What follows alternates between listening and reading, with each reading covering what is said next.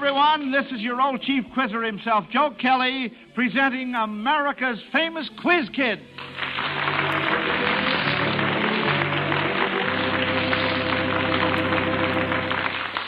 Today we have a special treat for all you listeners because the Quiz Kids are competing with 5 distinguished visitors who have come here from various parts of the world to attend the International Trade Fair. Now, this is the first international trade fair ever to be held, and we are naturally very proud to have it here in Chicago and to have 5 distinguished representatives take part on this program. The purpose of the fair is to encourage and facilitate trade relations among all countries throughout the world. So, I'd like to have you meet our panel of Quiz Kids for today and our guests from foreign lands. First, we have Quiz Kid Joel. I'm Joel Kupperman. I'm 14 years old, and I'm a junior at Roosevelt High School. Lonnie? I'm Lonnie Lundy. I'm 14 years old, and I will be a sophomore at Maine Township High School in Park Ridge, Illinois. Patrick? I'm Patrick Owen Conlon. I'm 13 years old, and in the fall I'll be a freshman at Calumet High School in Chicago. Harvey? I'm Harvey Deitch. I'm 7 years old. I go to Hibbert School, and I'm in grade 3B. And Frankie? I'm Frankie Vanderplug. I'm 6 years old, and I'm at 1B at the Mount Vernon School, Chicago, Illinois. And competing with the Quiz Kids, we have Mr. Nielsen from Denmark. I am Niels Nielsen from Copenhagen, the capital of Denmark. According to my birth certificate, I am 33, but I really feel like a baby sitting right here before the mic. I came over here to Chicago to organize the Danish textile exhibition at the International Trade Fair. We brings over some selected Danish textile goods to show to American public what kind of goods we have over here and what is our daily wear. And we hope that we can create some sales at the same time. Fine. Now, next, we have a very lovely lady, Mrs. Moretis from Greece. I'm Mrs. Alexandra Moretis, architect from Athens, Greece. I came here to organize the Greek participation in the first International Trade Fair. And today we have the Greek Day at the International Trade Fair, which I missed just to attend your quiz program here. All right. Well, it's nice having you here. Next, we have Dr. Shen of China. I'm Walter Yuanhuan Chen from China. Well, I stayed in Hong Kong. I just flew across the Pacific to this country to participate in the International Trade Fair. I represent China Arts Trading Company, exhibiting all the handmade craft of the Chinese, especially embroidery, cloisonne, and jewelry and curios. And there's every day there's a big crowd around my booths. I hope my fellow students would like to have a look at my booth. Probably they'll interest them. I hope so, Dr. Shen. I notice you have your own little quiz kid with you, your son. That's right. What is his name, by the way? What's your name? Can you give us your name, son? Leon. Hurry up. Hurry up. Come on, tell us your name. His name is Leon. Oh, Leon. Yeah. Fine. And how old is he? He's 3.5. 3.5. Fine.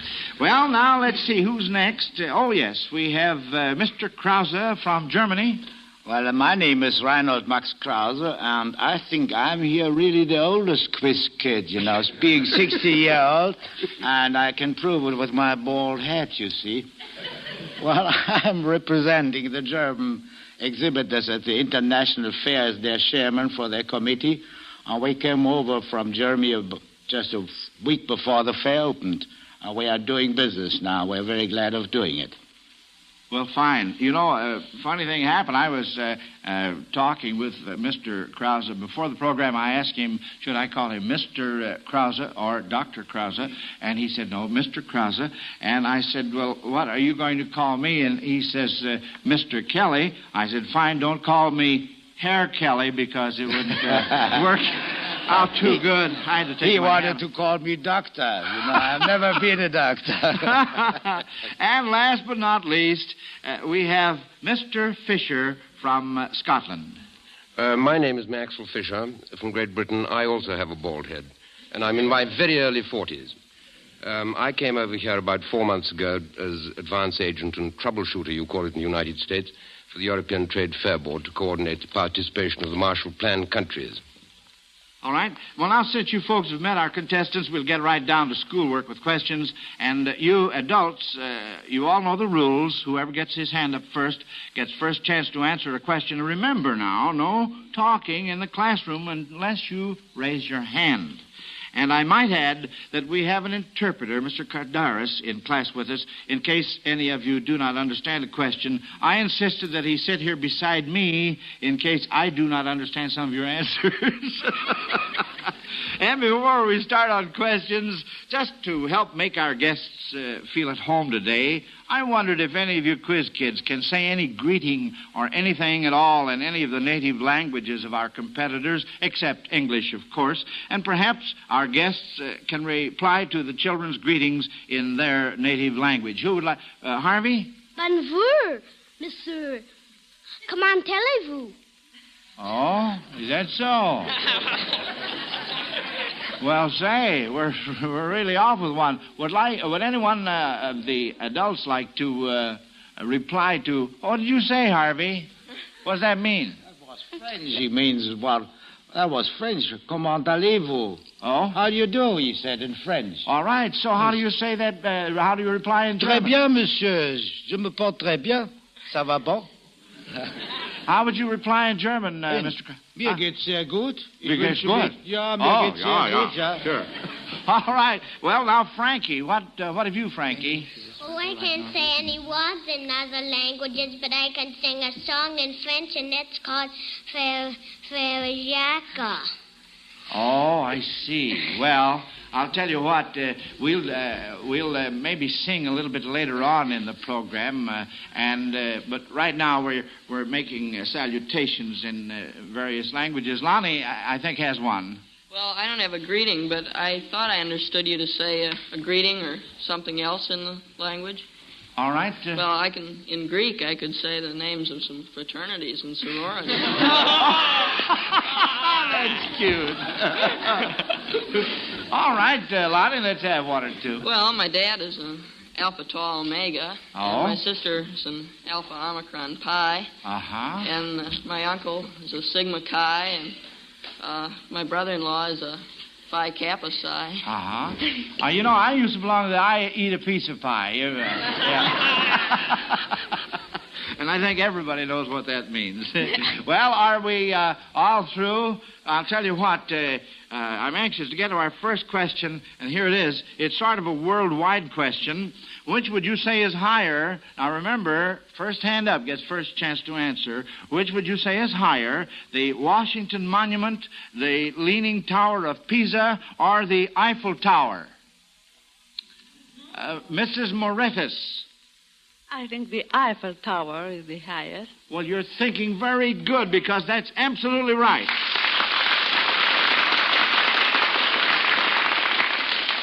Eiffel Tower is 985 feet, the Washington Monument 555, the Leaning Tower of Pisa 179. Well, good for you, Mrs. Moretis. Now, here's a little nature question for you folks. What reptile is a natural submarine, and can you explain why? Harvey. Well, the crocodile, while hunting its prey, has its nostrils above the water. Well, and then what reptile is this now? The crocodile. The crocodile, that's right. And then when he goes underwater, he has a special closing device for his nostrils, which allows him to stay underwater for a long time. A special closing device. Now, how do you like that for 7 years old? That's very good, Harvey. This discussion question is addressed to our guests from other countries. What expressions in conversation or what customs of our country did you find amusing or confusing when you visited the United States for the first time? Who would like to start this off? Mr. Nielsen? Well, I feel that you very often say, "You're welcome." And if I should translate that to my own language, it would very often cause some embarrassment. It would? Yes, certainly. Oh? Would you care to explain, or? Oh, well, I could say sometimes it was just like an invitation or something like that. Oh, I see. Mm-hmm. Well, how about the rest of you folks? Mrs. Morettis? Yes, I must go back 10 years ago when I had my first impressions of this country. And I remember that some friend of ours took us to a drugstore. And you see, in Greece we have the drugstores are very sober stores because only when you have somebody ill in your house you are going there to buy drugs. Uh-huh. And I entered in the drugstore and I saw there that they were selling everything and people eating and no drugs at all. Yeah.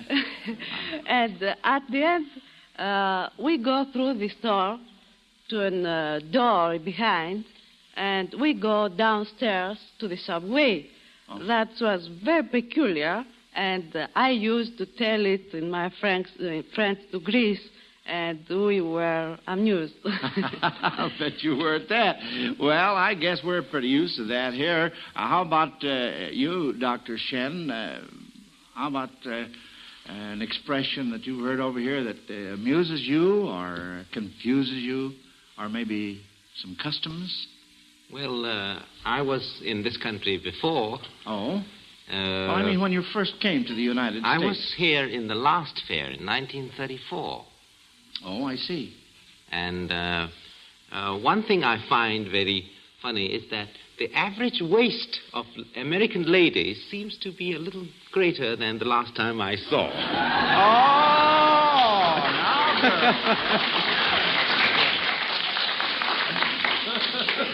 I bet if my wife hears that, that will cause trouble.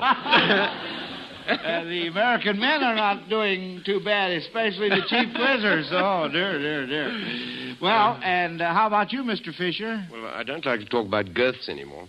But when I first came over here, I picked up the telephone and I asked the operator for a number, and there was a short silence, and then she suddenly turned around and said, "Are you through?" And I said, "Yes," and she cut me off. Well, because, of course, in my country, if you say you're through, you mean you're through to the other person, you see. Oh!